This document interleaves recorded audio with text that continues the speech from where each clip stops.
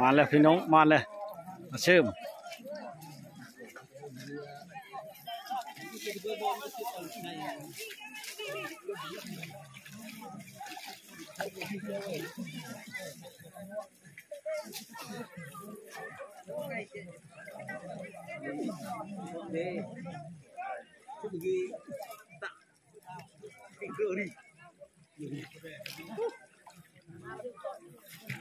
ท่านั้นบุกฉลามเนาะมุนหมดแต่ป่าอยู่ฉลามจะมันอยู่ว่างได้เลยพี่น้องเลย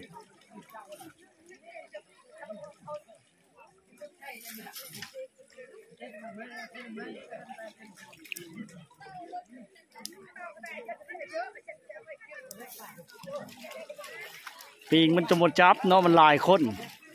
เราเห็นปีงจับไปเลยลายคนเนาะ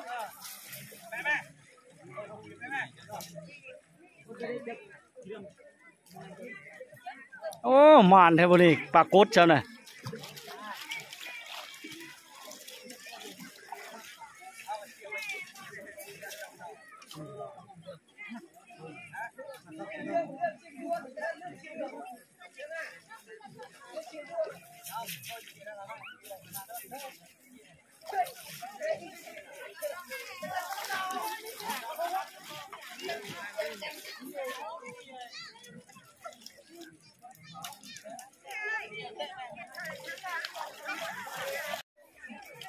มานปลาดุกเลยนี่เนาะโอ้ช้อนก็ได้อาศัยคุ้มเข้าไปอ่ะโอ้บ่ฮักทางนอกโหจับยันก็ไปฮักทางนอกมันบ่เชียงปากเฮ็ดไปน่ะเฮ็ดไปนะโลดแล้วเจ้าฮักทางนอกโหนี่มันจับง่ายเข้าจับทางนอกใช้เอากระบันสวิงใช่เฮ็ดไปนะโลดนะจับกระคักได้รูดได้โอ้มานปลาดุกแล้วเนาะ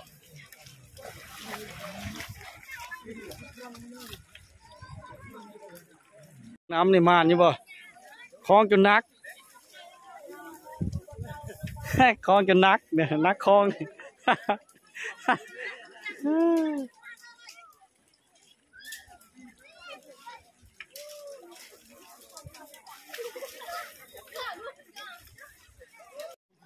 น้องขับกวนเขาผ้าป่าเนาะตะย่าวพี่น้องเป็นกิโลเนาะคิดว่า500 เมตรเบิ่งคักเป็นกิโลเนาะแต่มันบ่กว้างแต่มันยาวเนาะ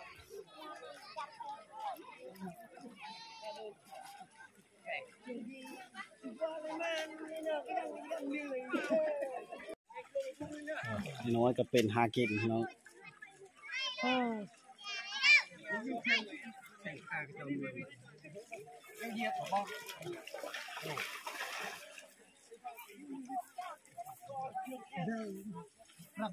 อันใช้เวทรถพี่น้องบนป่าเนาะ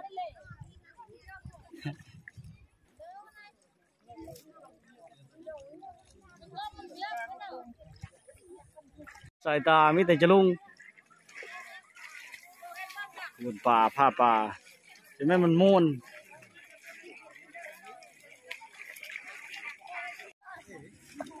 โกงผู้ชาวแล้วเห็นมันจังบานมาป่าเลย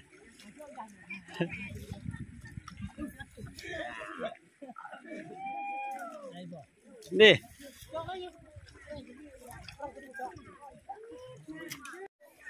มานปลาดุกเลยนี่เนาะโอ้ช้อนก็ได้อาศัยคุ้มเข้าไปอ่ะโอ้บ่ฮักทางนอกโหจับยันก็ไปฮักทางนอกมันบ่เชียงปากเฮ็ดไปน่ะเฮ็ดไปนะโลดแล้วเจ้าฮักทางนอกโหนี่มันจับง่ายเข้าจับทางนอกใช้เอากระบันสวิงใช่เฮ็ดไปนะโลดนะจับกระคักได้รูดได้โอ้มานปลาดุกแล้วเนาะ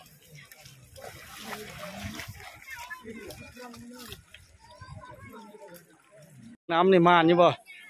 คล้องจนนัก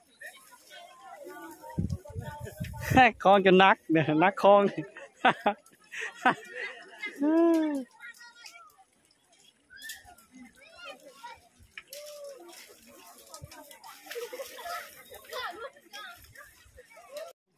น้องเขากวนเขาผ้าป่าเนาะตะย่าวพี่น้องเป็นกิโลเนาะคิดว่า500 เมตรเบิ่งคักเป็นกิโลเนาะแต่มันบ่กว้างแต่มันยาวเนาะ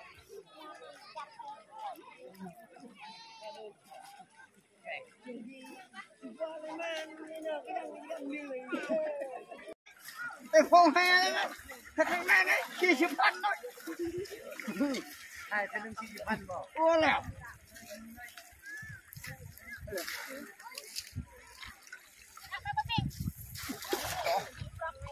เนี่ยกันไว้หน่อยได้ยังพอรู้เลยจอนจอนแม่แต่ละขอบมีเป่าให้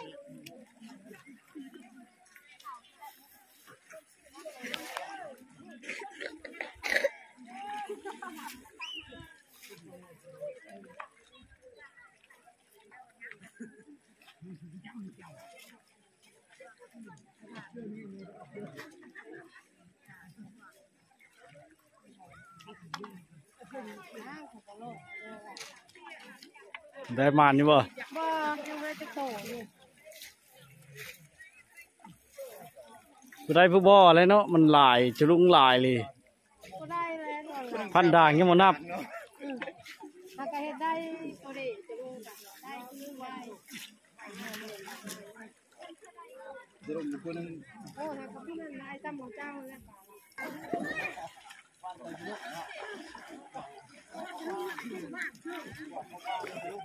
โอ้ทางนั้นก็อุ้มเลยฮะพี่น้องทุกคนเนาะอุ้มเลยเนาะ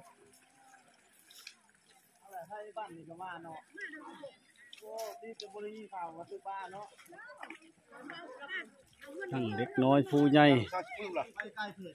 ไผ่มานมันเชี่ยวอยู่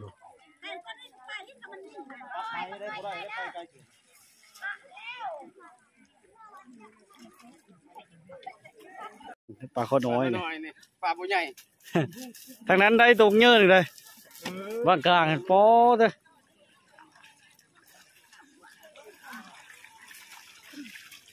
โอ้ปลาปากพี่น้องปลาขาวเนาะ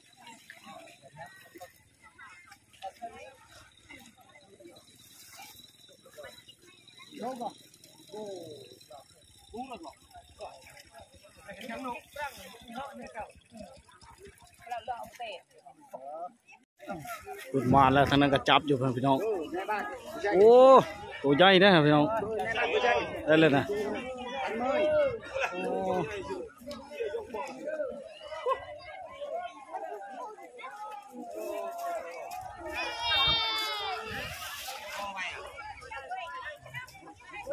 มาแล้วนะมาแล้วพี่น้อง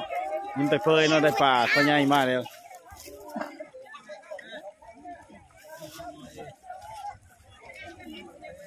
นี่เลยเนาะโชคไพมานมันนะลุงวัชนาไปเลยวัชนาไพมันนะอยู่ดำตามไม่เอานะแม่เว้ยนักคุยนะแม่เป็นนั่นก็ลงสวิงได้หลายแล้วเนี่ยน้องเลย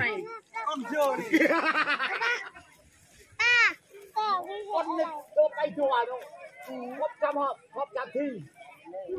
คนเดียวกันดีแล้วได้อยู่ดำคนเดียวโอ้ถือเลยเด้ถือเลยโอ้ท่านนักอะเอาเล่นนะโอ้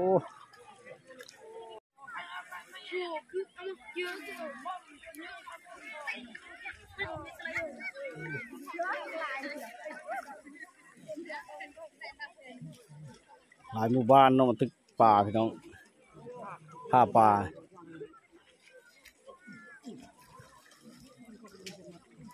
ทั้งจะลุงทั้งแห่ทั้งม่องม่องบ่มีเนาะ